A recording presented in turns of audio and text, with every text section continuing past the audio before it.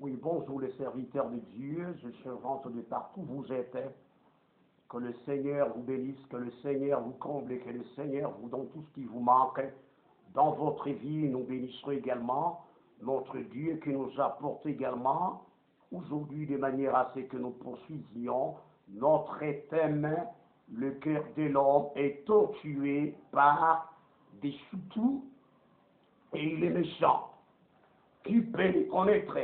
Le Seigneur dit, moi, l'Éternel, je prouve le cœur et je sonde le rang pour rendre selon ses voies, pour rendre à chacun selon ses voies, selon les fruits de ses œuvres. Voilà, commettez toutes vos œuvres que vous êtes en train de commettre là-bas, la tuerie, tout ça comme ça, des génocides, faites ça.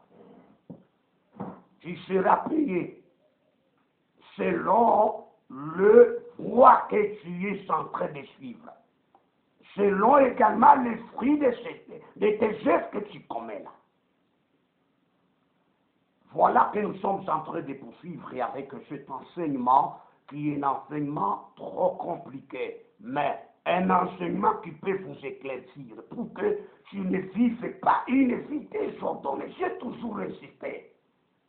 Un chrétien ne peut pas vivre une vie désordonnée. Un homme de Dieu doit connaître qu'est-ce qu'il doit poser et qu'est-ce qu'il ne peut pas poser. Vous posez n'importe quoi. Après quoi, vous mentez aux gens pour dire que vous irez au ciel. Allez faire quoi? Allez préparer là-bas, allez prêcher tant que d'abord sur la terre, tu as échoué de vivre conformément à la parole de Dieu, à la pensée de Dieu. Mais tu veux aller maintenant vivre au ciel. Tu seras le diable, le chérubin protecteur. Hein. Tu seras ou parfois également un Lucifer. Hein. Vous voyez, ça c'est un danger. Oui, je vous ai parlé dans toute la première vidéo au sujet du péché à ce qui concerne la préméditation. Il existe deux sortes de préméditation.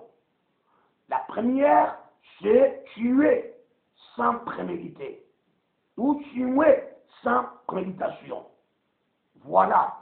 Et la seconde, c'est tuer avec préméditation. Vous avez déjà des ambitions.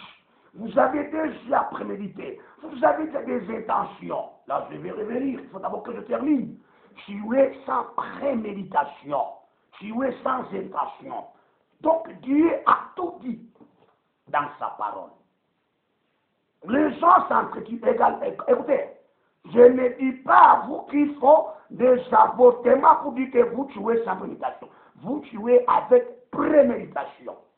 Vous, les inconvénients là, vous concernent. J'avais dit ceci, c'est la raison pour laquelle que Dieu a dit pour épargner la vie d'un meurtrier qui aurait tué involontairement. Là, il fallait que les enfants d'Israël, il fallait que les enfants de Dieu puissent avoir des vies de réfugiés. Si la plupart des gens vous disent qu'il existe 6 villes, moi je vous dis c'est 7. Ce n'est pas pour dire qu'ils ont tort, non, ils n'ont pas tort. C'est ce qu'ils connaissent, c'est ça, la plupart des gens. Mais c'est 7 villes. Même moi, je connaissais que c'était 6. Mais le Seigneur m'a fait voir que c'est 7. Alors quand j'ai dit, Seigneur, alors il m'a convaincu pour dire que même l'hôtel de la tente d'assignation là-bas, c'était également un lieu de refuge. C'est ainsi que je vous ai dit qu'en Josué chapitre 20, c'était le verset 1 au verset 9, que les villes même ont été en tout cas citées. Maintenant, les 6 villes qui ont été citées là, Kédesh, c'était une ville de refuge. Sitiem, c'était une ville de refuge.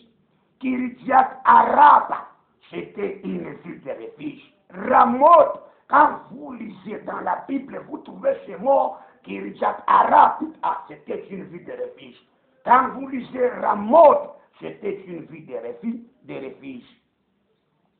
Quand vous lisez également Bethser, c'était une ville de refuge. Et en fin de compte, c'était Golan. Golan, tout consort, on peut dire Golan. c'était la 6e ville de refuge, tandis que la 7e ville, c'était l'hôtel. À l'hôtel, là, quand quelqu'un, le meurtrier involontaire, se rend là-bas, une fois qu'il se rend là-bas, automatiquement, il est considéré comme il est dans une ville de refuge. Vous ne pouvez pas le tuer. Il va trouver là-bas les sacrificateurs, les lévites qui doivent le protéger. Comme ce fut le cas avec les anciens de la ville là-bas. Au moment il vient pour entrer, parce qu'auparavant, il fallait quand même qu'on puisse ériger comme tout à fait une clôture tout autour de la ville. Avant d'entrer, il trouve quand même là-bas le sentinelle. Après, le sentinelle aussi convoque les anciens qui viennent là-bas, considérés comme des juges. Ils doivent lui poser la question, qu'est-ce que tu y as fait? Il expose, comme nous l'avons parlé là-bas. Là-bas, quand vous lisez Josué, chapitre 20, verset 4. Le meurtrier s'enfuira vers l'une de ces villes, s'arrêtera à l'entrée de la porte de la ville et exposera son cas aux anciens de la ville. Une fois il expose aux anciens de la ville, et eux aussi se rendent compte que oui, c'est un meurtrier involontaire, ils doivent le recevoir. Voilà. Et même s'il y a un vengeur du sang qui s'empresse d'aller tomber sur le meurtrier volontaire, et que déjà il trouve qu'il est entre les mains des anciens, les anciens ne peuvent pas le livrer. Jamais.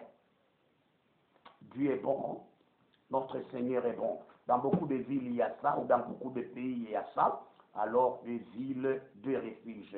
Même l'église, c'est tout à fait aussi une ville de refuge.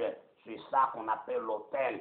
Alors, je vais vous lire cela. Connaissant que nous avons notre législateur qui est Dieu, notre roi qui est le Seigneur Dieu, notre juge qui est le Dieu puissant, il est également un sauveur. C'est celui qui est au-dessus de tous les législateurs de ce monde. Oui, le législateur a le pouvoir de tuer, a le pouvoir de sauver. Mais notre législateur qui est au-dessus, c'est notre Dieu. Si vous lisez Ésaïe, le chapitre 34, verset 22, va te dire ça quand même, je vais lire pour que tu comprennes qu'il est au-dessus. C'est la raison pour laquelle certaines lois, ou je dirais toutes les lois sur cette terre, ont tellement frappé un coup de la Bible pour qu'ils puissent commencer à se faire de lois différentes. Alors, je vous lis d'abord Ésaïe, le chapitre 34, le chapitre 33 plutôt. Chapitre 33, les versets 22. Ésaïe, chapitre 33, les versets 22 dit ceci. Car l'Éternel est notre juge. L'Éternel est notre législateur. L'Éternel est notre roi. C'est lui qui nous sauve. Il y a encore un sauveur. Il est au-dessus de tous les législateurs de ce monde. Alors, prenons maintenant, nous continuerons pour que vous puissiez connaître, quand je vous ai dit, quand vous tuez quelqu'un volontairement, qu'est-ce qu'il faut faire? D'abord, avant d'arriver à ce stade-là, nous devons quand même vous faire comprendre. Écoutez, vous qui tuez quelqu'un, une autre personne, involontairement, sans intention, par exemple aux chauffeurs qui sont en train de circuler avec leur voiture, vous cognez quelqu'un, vous tamponnez quelqu'un, et la personne trouve la mort. La première des choses, c'est s'esquiver d'abord. Il faut d'abord prendre fuite, c'est ça la première des choses, prendre fuite vers la ville de refuge. Aujourd'hui, la ville de refuge est devenue également l'État. C'est ça, quand vous avez dit que non, il doit se rendre à l'entrée de la porte, il faut que les anciens viennent. Voilà, c'est ça. Des postes de police là-bas, ce sont des villes de refuge, si vous ne savez pas. Il faut se rendre là-bas, expliquer que j'ai tamponné quelqu'un, ils doivent te protéger. C'est la Bible qui le dit. Ce n'est même pas vos petites lois là, c'est la Bible. Et même si, vraiment, il y a certains pays qui ont écrit de telles histoires là-bas, c'est parce qu'ils ont frappé un coup dans la Bible, ils ont retrouvé que Dieu avait tout prévu. Pourquoi? Parce que cette personne-là, le meurtrier, qui est considéré comme un meurtrier involontaire qui ne mérite pas la mort de ce vengeur du sang là-bas, donc de ce membre de famille, de celui que tu as tamponné, que tu as tué. Une fois qu'ils sont échauffés du sang de leurs frères, là, ils ne peuvent rien d'abord penser. Ils doivent te tuer. Ah, et chaque fois comme ça. D'autres, ils fuient vers un autre village, c'est comme ça. À moins que vous avez la foi, ah oui, ça c'est clair. À moins que vous avez la foi, sur certains qui avaient vécu. D'accord. Lisons d'abord la parole de Dieu. Donc, il doit s'enfuir dans une ville de refuge dans lequel on peut trouver également le sacrificateur, le souverain sacrificateur en fonction. Là, ce n'est pas notre problème de souverain sacrificateur. Notre souverain sacrificateur, c'est Jésus-Christ, là, nous connaissons bien. Mais auparavant, il fallait, quand il s'enfuit comme ça, il doit demeurer là-bas. On lui donne même une demeure, une place, il habite là-bas. Mais la condition qu'il ne sorte pas avant la mort du souverain sacrificateur. Une fois qu'il sort et que l'évangile le rencontre, le tue, l'évangile du sang aussi n'a pas combien péché. C'est la vie, je vous dis. Oui, oui, c'est parce que toi tu n'as pas d'oreille pour écouter. Tu devrais d'abord entendre là-bas jusqu'à la mort du souverain sacrificateur, tout le monde connaît ça. Mon peuple périt par manque de connaissances, il y a des gens qu'on est en train d'arrêter comme ça, c'est parce qu'ils ne sont pas informés. Hein? Voilà. Lisons quand même Nombre chapitre 35, le verset 22 jusqu'au verset 29.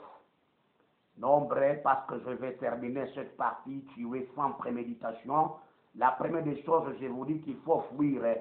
C'est pas moi qui l'ai dit, c'est la Bible d'abord. À moins que tu aies la foi, comme nous sommes dans une période de la grâce, là, avec la grâce que vous avez, la foi que vous avez, là, vous pouvez quand même résister, oui. Quand tu as à côté de toi le membre de famille, ils peuvent quand même parfois causer avec toi, vous allez vous en finir vous-même. Nombre chapitre 35, le verset 22 jusqu'au verset 29. Mais si un homme épouse son prochain subitement et non pas par inimitié, parfois vous jouez, vous poussez quelqu'un dans le jeu ou également dans les amusements. Tu ne savais pas qu'il y a un véhicule qui arrive, tu ne savais pas qu'il y a une moto qui arrive. Et cette moto-là cogne la personne que tu as tuée par amusement, et non pas par inimitié. C'est d'abord. Et non par inimitié. Ou si j'ai quelque chose sur lui sans préméditation. Ou s'il fait tomber sur lui par mégarde une pierre qui puisse causer la mort et que la mort en soit la suite. Sans qu'il y ait de la haine contre lui et qu'il lui cherche du mal. Non. Voici le loi d'après lequel l'Assemblée, le juge, jugera entre celui qui a frappé ou qui a tué et le venger du sang. Le loi de Dieu que Dieu aurait donné à toute l'humanité, à tous les hommes sur la terre. Il dit, voici le loi d'après lequel l'Assemblée, autrement dit le juge, le magistrat, jugera entre celui qui a frappé, qui a tué involontairement, et les vengeurs qui sont en train de réclamer le droit de leurs frères. Qu'est-ce qu'il va faire ces anciens ou cette assemblée-là? L'assemblée délivrera le meurtrier. On ne peut pas le livrer. C'est pourquoi à un chauffeur tamponne quelqu'un involontairement, il le sera à des postes de police là-bas. Ah, on ne peut pas le livrer, même si vous allez là-bas, vous êtes 1000 personnes, vous ne pouvez rien, parce que c'est la loi. Et parfois, vous faites des autres parce que vous ne connaissez pas. Les problèmes cherchés maintenant amiablement, s'il s'agit de payer, qu'il paye amiablement. Il est déjà mort. C'est la loi qui le dit. Il ne l'a pas tué par préméditation pour dire que non, il était déjà ennemi de lui, il avait de la haine contre lui pour qu'il lui donne la mort. Non, non, pour qu'il lui cause la mort, ce n'était pas cela. Donc c'était sans intention, par mégarde par exemple, voilà qui lui a causé la mort. Car il se rend là. Donc, d'abord, la première des choses, il doit être délivré entre les mains du vengeur et du sang. Je vais dire, l'assemblée délivrera le meurtrier de la main du vengeur du sang. Et le fera retourner dans la ville de refuge où il s'était enfoui, qu'il reste toujours là-bas. Il demeurera jusqu'à la mort du souverain sacrificateur qu'on a oint de l'huile sainte. Si le meurtrier sort du territoire de la ville de refuge où il s'est enfoui, et si le vengeur du sang le rencontre, c'est ce que je vous disais, hors du territoire de la ville de refuge, et qu'il tue le meurtrier, il ne sera point coupable de meurtre. Ne vivez pas l'ignorance. Tu es là, caché là-bas, une protection qu'on t'apporte, tu veux sortir et que le vengeur te rencontre. Là, il va te tuer. Pour quelle raison? Parce que toi, tu n'avais pas d'oreille pour écouter, pour entendre, pour que tu restes sur une même place. Attends d'abord que le dossier s'atténue. Attends d'abord que la couleur du vengeur du sang là puisse quand même s'apaiser. S'apaiser. Là, c'est ça. Au moment encore qu'il ne s'est pas encore apaisé, frère, toi aussi cache-toi. Ah oui, je te dis la vérité, il ne faut pas te mentir, hein. C'est ce que vous vivez et c'est ce que vous êtes en train de vivre dans la vie, à moins que je dise que vous avez la foi. Si vous avez la foi, rends-toi la famille là, causez avec le membre de famille là. Cette fois-ci-là, vous aurez maintenant leur réponse. À moins qu'il y ait des chrétiens qui comprennent ce que je suis en train de dire. Parce que déjà la personne est morte, il n'y a pas à faire autrement. Mais aussi, vous, la famille, par exemple, la famille du vengeur du sang, si vous trouvez que vous êtes chrétien véritablement et que la personne qui avait tamponné votre frère involontairement vient se présenter devant vous, qu'est-ce qu'il faut? Montrer quand même votre foi, montrer quand même votre crainteté envers lui. Ah oui, c'est ça ce qu'il faut pour les enfants de Dieu. Alors je continue la lecture. Si le meurtrier sort du territoire de la ville, des refuges où il s'est enfoui, et sur le vengeur du sang, le rencontre hors du territoire de la ville, des refuges, et qui tue le meurtrier, il ne sera point coupable de meurtre.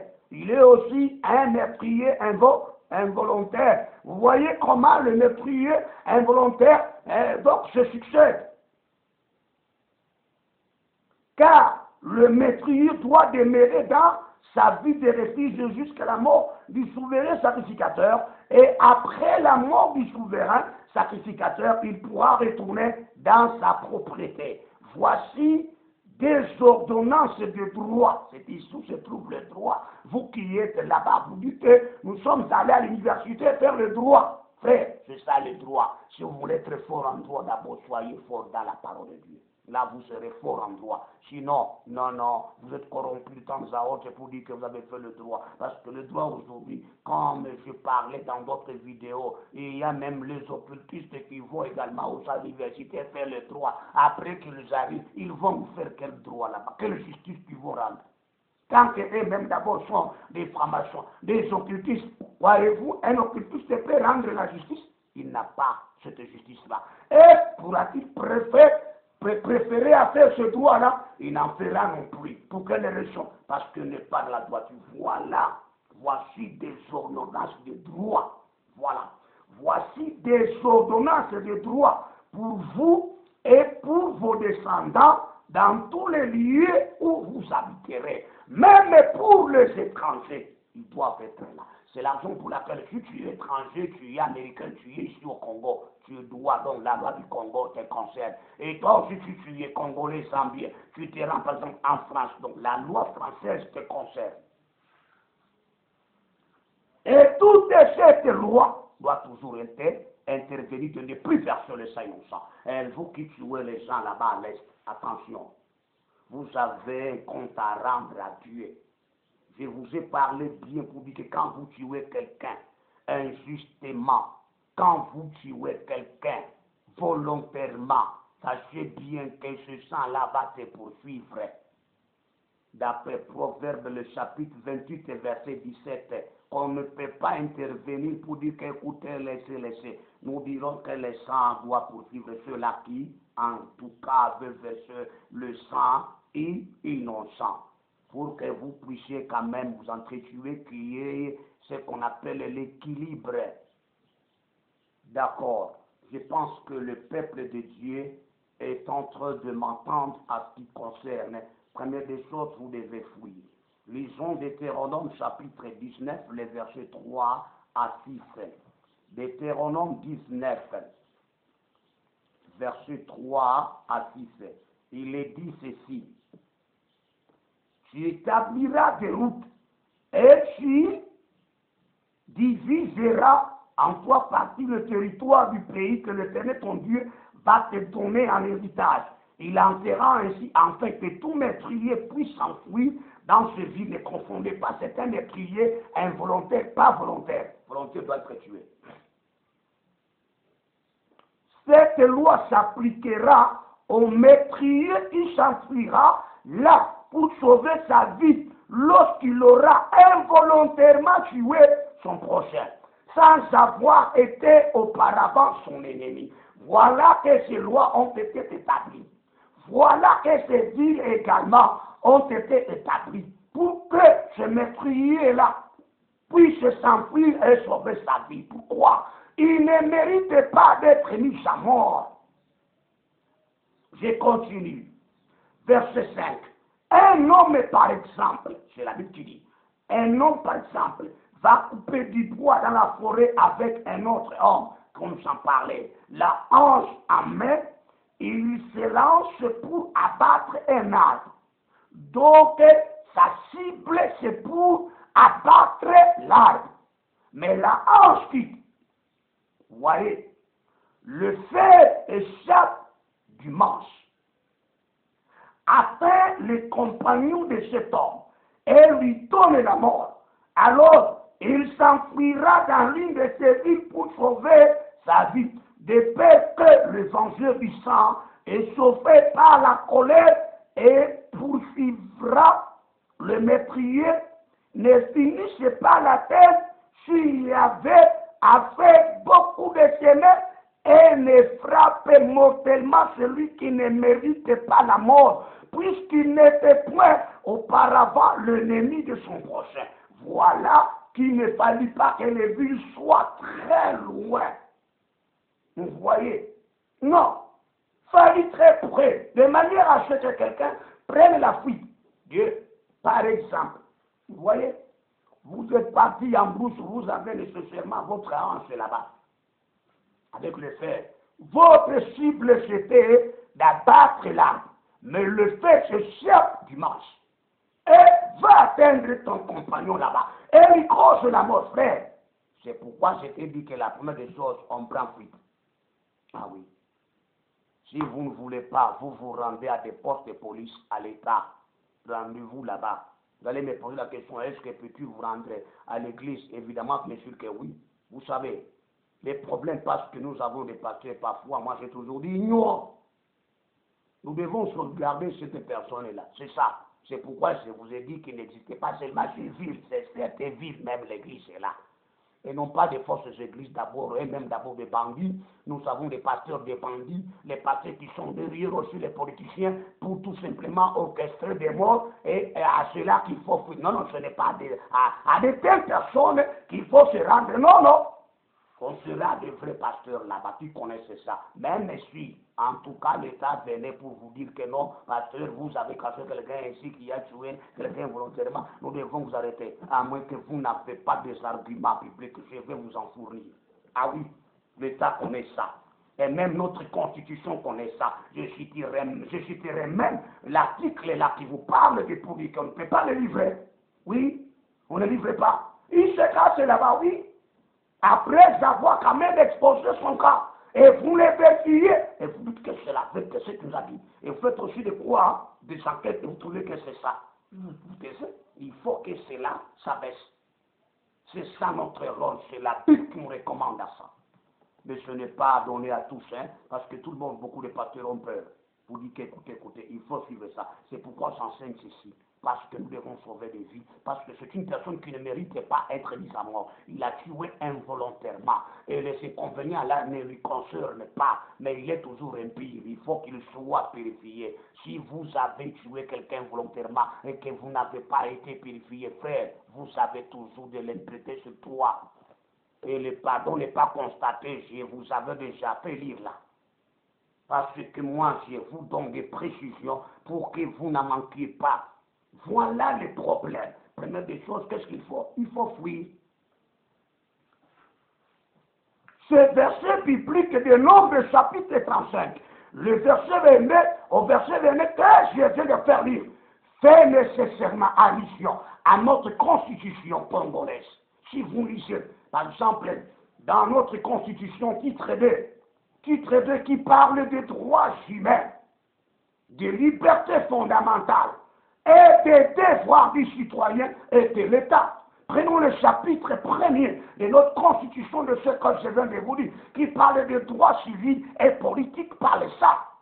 L'article combien? L'article 33 de la constitution de notre pays RDC. Premier chapitre des droits civils et politiques parle de ça. Donc notre État, notre gouvernement connaît ça. On ne peut pas livrer cette personne qui vient de tuer quelqu'un involontairement. Ah oui, on ne le livrait pas. Sinon, on tuerait la deuxième personne illégalement qui ne mérite pas d'être tuée. Je vous dis, allez lire Deutéronome chapitre 19, le verset 3 au verset 6. Très clair. C'est pourquoi le Seigneur a donné ces ordonnances de droit. Que Dieu vous bénisse. Que Dieu vous bénisse. Je vais revenir avec la troisième partie pour que vous puissiez comprendre, parce qu'il y a trois motifs. Premièrement, d'abord, il faut fuir. Après quoi, je vais terminer avec le deuxième motif, le troisième motif, pour que nous puissions terminer cette partie de tuer sans préméditation. Que Dieu vous bénisse, c'est surtout le verset Sheba Ilungadabi qui vous fait voir qu'est-ce que vous pouvez faire. Vous êtes pasteur, vous êtes serviteur de Dieu, vous êtes évangéliste, vous êtes parfois un païen, pour que tu ne meures pas d'une manière involontaire après avoir tué quelqu'un involontairement, par mégarde, par accident, sans intention, sans lui causer des embûches. Voilà ce que vous devez d'abord faire. Je dis à moins que vous avez foi et connaître bien la famille à laquelle que vous pouvez vous rendre là-bas pour aller causer avec. Vous voyez, à moins que ces gens-là aussi sont tellement chrétiens, ils doivent comprendre ce que je suis en train de vous dire. Oui, quelqu'un soit échauffé par la colère du sang de leur frère, quand même, ils doivent connaître que c'est Dieu qui nous a assigné cela. Que Dieu vous bénisse. Nous vous invitons de vous abonner pour ne pas manquer de choses qui doivent vous mettre sur la ligne et vous éclairer comment est-ce que vous pouvez nécessairement connaître et comprendre la réalité à ce qui concerne de tels cas. Parfois, vous pouvez être un pasteur, vous tombez sur tel enfant. Ce n'est pas comme les catholiques là-bas, le prêtre auparavant, quand vous venez quand vous venez chez eux pour dire que non, j'ai tué quelqu'un volontairement, il livrait les gens. Pour nous, ce n'est pas le cas. C'est ainsi que je vous enseigne ça. Vous allez me dire c'est quelle importance. L'importance, c'est pour dire que quelqu'un, quand il tue involontairement, nous devons le protéger. C'est ça ce qu'il faut faire. Mais quand tu l'as tué volontairement, on ne protège pas. Vous devez le livrer. C'est ça qui doit être jugé. Il doit être jugé. Parce que si vous ne connaissez pas ça, vous commencerez même à protéger celui qui a tué involontairement et même celui qui a tué volontairement. Non, pour moi, ça, non. Frère, si tu as tué volontairement, là, je vous livre à l'État. C'est ça. Parce que moi aussi, à un certain moment, je me comporte comme l'État. Je vous livre à l'État. Venez, il y a quelqu'un qui a tué là, volontairement. Vous devez l'attraper, qu'il soit jugé. Si c'est involontairement, oui, c'est ça. Voilà, que le Seigneur vous bénisse, ça fait chaud quand même. Hein. À un certain moment, quand même, ça vous éclaire pour dire que vous comprenez qu'est-ce que vous pouvez faire, qu'est-ce que vous pouvez nécessairement retenir à ce sens. Alors, à la prochaine. Merci beaucoup. Abonnez-vous massivement pour ne pas manquer d'autres choses. Amen.